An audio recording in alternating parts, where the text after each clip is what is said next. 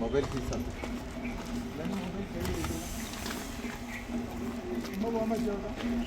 വേണ്ട വേണ്ട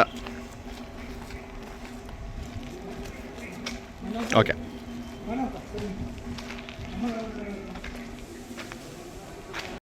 നമസ്കാരം, ഞാൻ മനാഫ്. ധർമ്മസ്ഥലയിലുള്ള SITൻ്റെ മുന്നിലാണ് ഉള്ളത്. SITൻ്റെ മുന്നിലേക്ക് പോവുകയാണ്. എൻ്റെ കൂടെ അബിയുണ്ട്, നൗഷാദ് അപ്പോൾ പോയിട്ട് ബാക്കി കാര്യങ്ങൾ എന്തൊക്കെയാണെന്നുള്ളത് അന്വേഷിച്ചിട്ട് പറഞ്ഞുതരാം. ഒരുപാട് ആരോപണങ്ങൾ എനിക്കെതിരെ ഉള്ളത് എന്താണെന്നുള്ളതൊക്കെ കൃത്യമായിട്ട് SITൻ്റെ മുന്നിൽ പോയാലേ അറിയുള്ളൂ.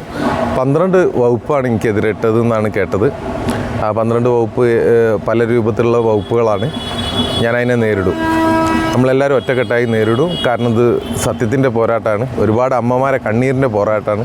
ആ പോരാട്ടം എന്തായാലും ഇതിൻ്റെ അവസാനം വരെ പോകും. ഇന്നത്തെ അപ്ഡേറ്റോട് പറഞ്ഞു. ഇന്ന് അതുപോലെ തന്നെ ഇവിടെ ഇന്നലെ വൈകുന്നേരം തെരച്ചിലിൻ്റെ ഭാഗമായിട്ട് കാട്ടിൽ നിന്ന്